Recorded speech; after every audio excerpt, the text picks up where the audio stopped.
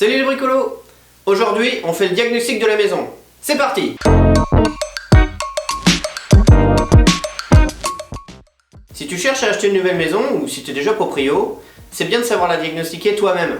Ça te permet de réagir rapidement en cas de problème. Et ça te permet aussi de prioriser tes travaux. Alors évidemment, l'idéal, c'est de la diagnostiquer parfaitement avant l'achat. Comme ça, s'il y a des problèmes majeurs, tu l'achètes pas et t'es tranquille. Bon, le truc, c'est qu'il y a forcément des choses que tu vas pas voir. Et puis il y a même des choses qui vont se créer pendant que tu vis dans la maison. Donc c'est bien de pouvoir s'en rendre compte assez rapidement pour intervenir avant qu'il soit trop tard. Alors si tu achètes une nouvelle maison, tu vas être aidé par les diagnostics obligatoires, qui vont te dire si dans ta maison il y a de l'amiante, du plomb, des termites, des mérules, comment est ton installation de gaz, d'électricité, ton assainissement, s'il y a des risques naturels, bon, il y a toute une liste, ça c'est très bien. Mais par contre, si jamais un mur risque de s'écrouler ou si tu risques de te prendre ton toit à travers la tronche, cette personne va te le dire. Alors le truc c'est qu'il y a autant de cas possibles que de maisons existantes, donc c'est impossible de tout traiter dans cette vidéo. D'ailleurs si j'oublie des choses que vous estimez importantes, n'hésitez pas à partager avec les autres dans les commentaires, et partager avec moi aussi d'ailleurs, comme ça ça me fera apprendre des trucs. Ce que je vais faire dans cette vidéo, c'est que je vais diagnostiquer ma propre maison. Comme ça je vais vous montrer les problèmes majeurs que j'ai décelés ici, et puis surtout comment j'ai fait pour les trouver ces problèmes. Et puis j'espère que ces petites techniques pourront aider certains d'entre vous. Allez, on regarde ça ensemble. Bon, d'abord il faut regarder le bien dans son ensemble, c'est-à-dire la maison évidemment, mais aussi les dépendances s'il y en a, les murs d'enceinte, l'orientation, l'exposition. Tout ça, ça va vous permettre de voir les travaux les plus urgents à faire, si par exemple il y a un trou dans le toit, mais aussi à vous projeter dans le projet plus globalement.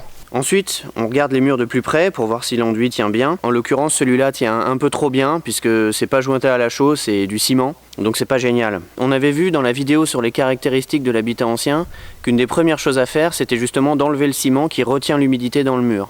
Je vous mets le lien là de cette vidéo. On regarde s'il y a des fissures. Donc par exemple là on en voit une qui a été réparée en 1994. Ça n'a pas bougé depuis, donc c'est plutôt rassurant. Ensuite il faut chercher des traces de l'ennemi numéro 1 des maisons anciennes, à savoir l'humidité.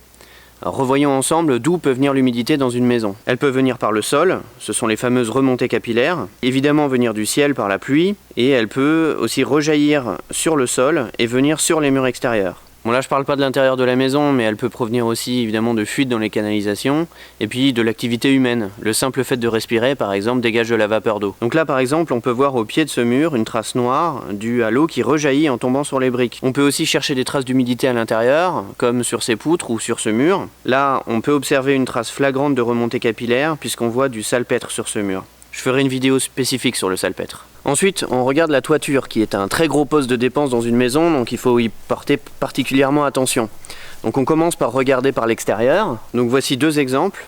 Cette toiture semble en bon état, car elle est parfaitement droite. Il n'y a pas de tuiles cassées, ni de mousse. Contrairement à celle-là, qui forme des vagues comme ici ou là, et qui a des tuiles qui ont glissé, comme là par exemple. Donc ensuite, on regarde l'état de la toiture par l'intérieur. On peut regarder l'état de la charpente, des pannes, des chevrons. Il faut regarder l'état des latis, donc là on peut voir qu'ils sont bien droits, pas cassés. On vérifie aussi en poussant comme ça si les pointes sont toujours fixées.